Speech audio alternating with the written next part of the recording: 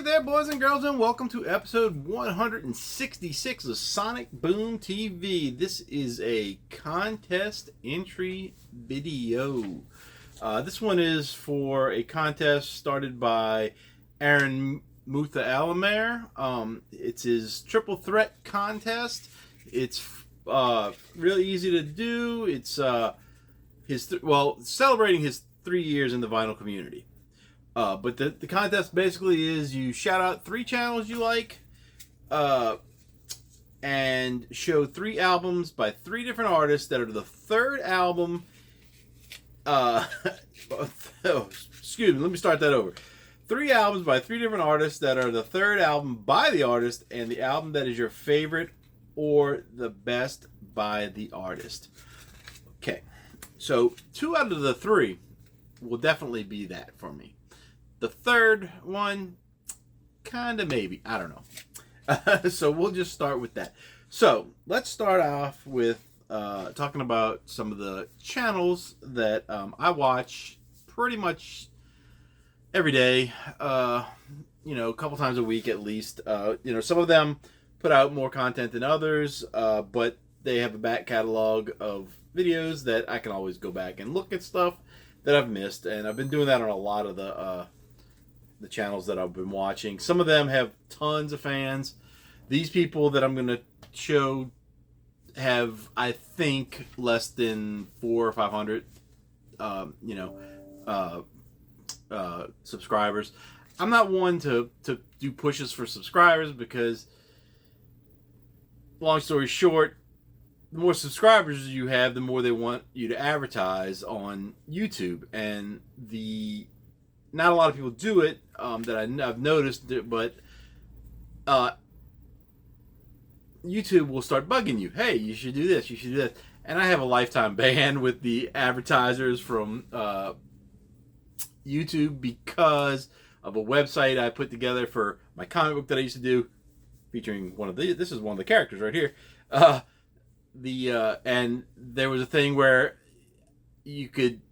they put ads on your thing, and I had a friend who had a website that had a service like this, and they were putting very inappropriate ads on his site. So I was clicking every time I saw a different ad just to make sure it went to a real site. Didn't realize that I was generating $10 basically for myself, which was stupid.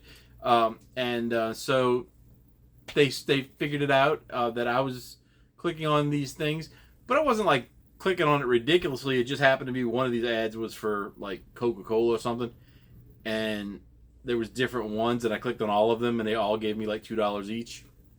So anyway, I got a lifetime ban, so I don't worry about pushing for subscribers for that reason. I would like to have more people watch my videos, but anyway, that's besides the point. Let's get back to what this is about. Let's start off with the 3 channels in the vinyl community that I watch. First one, off the charts. It's the guy's name is Dan. He's up in Canada. He focuses mostly on hard rock and heavy metal. A lot of glam metal stuff. He's got lots and lots of records. I don't know how many he has, but he has complete runs of a lot of bands, and he's got a lot of bands that I've never heard of, or I've just barely heard of. So I like watching some of the stuff that he comes up with, because then it makes me want to go find these albums. So check him out. He puts out a couple times a week. I don't know what days exactly. I just wait for stuff to pop up on my feed. The next one I found out through him, because sometimes they do shows together. And it's this guy named Steve. He's got the Rock and Metal Invasion. He's in New Zealand. He seems to have a lot of American heavy metal stuff, a lot of glam metal stuff. Most of the stuff that I see him do is in the metal vein. It's the name of his channel, but I kind of wonder how he is able to get a lot of the stuff that we had here, because I don't know what where the albums go from. Like when they're released in America. How do they get? Are they all over there? Does he have to import them? I don't know what his situation is, but I may be doing one of these combined shows with those guys, and I'll definitely ask him about that because because I know I've sent things to Australia and not New Zealand, but Australia, and it was like comic book stuff, and it was like $30 just to send one little small package. So you can only imagine what a bunch of records would cost to send over there. But anyway, check him out, Steve at the Rock and Metal Evasion. And the last one is one I've just recently found. I think he found me first. It's Mike's got the spins. His name is Mike. He's a guy. He does, from what I've seen so far. I haven't seen a lot of his videos. I've seen maybe about 15 or 20 of them so far. He deals with a lot of hard rock stuff, heavy metal stuff, sometimes pop. He's got a kind of dry sense of humor, and sometimes you don't know when he's joking until you're already caught up in the joke. But he did a really great episode about it was a box set that he made up for I can't think of that band's name. But anyway, Supertramp. The one with the girl, the waitress on the cover holding the thing, and like New York City's behind her. He made up this box set, and at first you think it's going to be real, and then it turns out to be something totally ridiculous, and it's funny. And he's a real good guy to watch. His videos. His videos are pretty short most of the time. He doesn't do the half hour, hour kind of stuff like I do sometimes. And then honorable mentions. I'm just going to throw these 3 people out there, or 2 people out there, I guess, because Aaron is the reason for this video. But the other 2 would be JC at Flipside Vinyl and Chris Propfe, musically obsessed. I'm having a hard time talking today. Chris Propfe, musically obsessed. Chris mentioned me on this video, which I saw his before I saw Aaron's video. And then Flipside, he's JC, and everybody knows JC, I think. So check those guys out too. I'm going to leave links to all these people under there. And thanks again, Aaron, for doing this contest and supporting everything you can. This guy, Aaron, I would love to know the numbers of albums you have, because just seeing the background of your, in your room that you video in, there's a lot of records there. So, and I know you have cassettes and CDs too. So I'd really like to know some numbers on your stuff, like how many thousands you have. I mean, I probably have 2,000 albums, records, close to 2,000 records. That's including 45. And probably that many, well, probably a little bit more than that on CD. But I don't know. Some of you guys have just so much stuff. It boggles my mind how you get it all. But anyway, so that's that. So now we're supposed to do 3 albums by 3 artists. That is the 3rd album in their catalog that you think is their best album. Now, the first one I'm gonna start off with. We're gonna do the third. The one I said would be first, actually, and that would be Suicidal Tendencies. How Will I Laugh Tomorrow When I Can't Even Smile Today? Suicidal Tendencies, the first 6 albums, they're all about the same to me. They're all great. I think they're all great. They're all about the same level of awesomeness to me, I guess.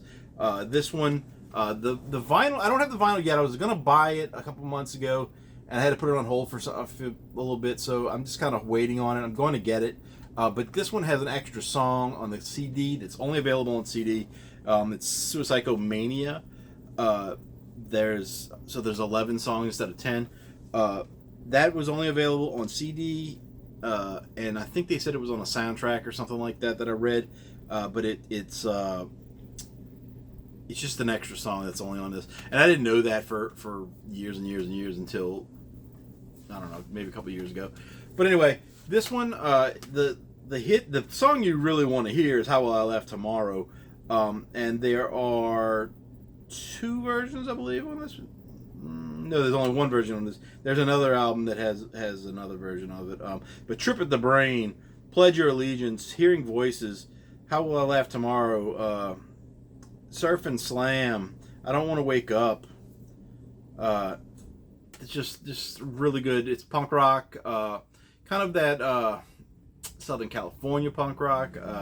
It's kind of mixed with metal and thrash, and it's crossover, I guess is what they call it. But it's really good. If you don't know Suicidal Tendencies by now, you really probably should check them out. The early albums are just incredible. you know, and it was different than kind of a lot of other stuff that was going on at the time, because they got elements of funk, they got kind of rap kind of stuff involved in the vocals. Mike Mirror is just crazy, and all he wanted was a Pepsi, and you know, they thought it was crazy. That's not on this one, but you get that one on the first album. Go check them out. Next up, of course, I'm sure other people are gonna show this, but I'm gonna show it too. And Master of Puppets by Metallica, third album, by far for me the best. You know, it's a really good album. This one, it says number one greatest heavy metal album of all time. I don't disagree. Master of Puppets, Battery, the Welcome Home Sanitarium, my favorite song, Leper Messiah, Damage Incorporated. Just this is killer. All killer, no filler, right? Is that what they say? Metallica, you know, everybody loves the early days of Metallica, and you know, a lot of people gave up on them after they started their change. But no matter how many times you see this on Stranger Things or whatever, it kicks butt every time. Can't go wrong with Metallica. And then one of my favorite albums of all time, probably my favorite punk album of all time. Favorite punk band, probably so. One of my favorite album covers. Everything about this record is great. I've had two copies of the CDs because I played the first one so much it got just worn out and didn't want to play right anymore. But that would be And Out Come the Wolves by Rancid.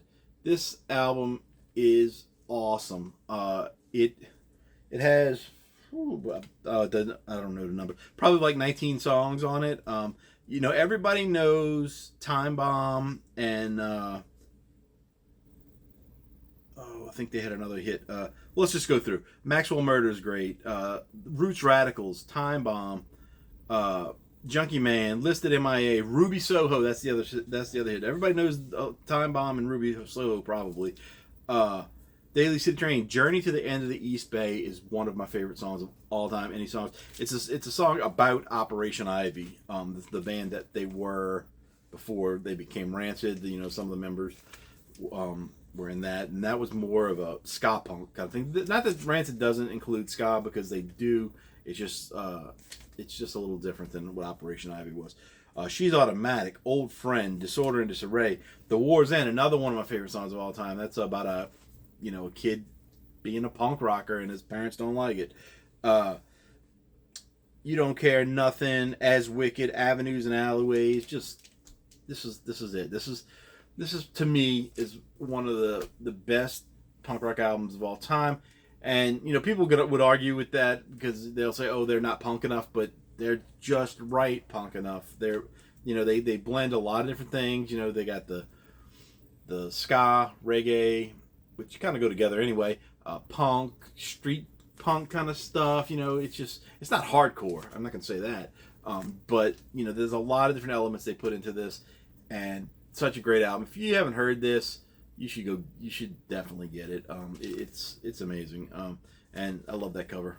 That's just, you know, that's as classic as this image right here. I think this is that's for Minor Threat.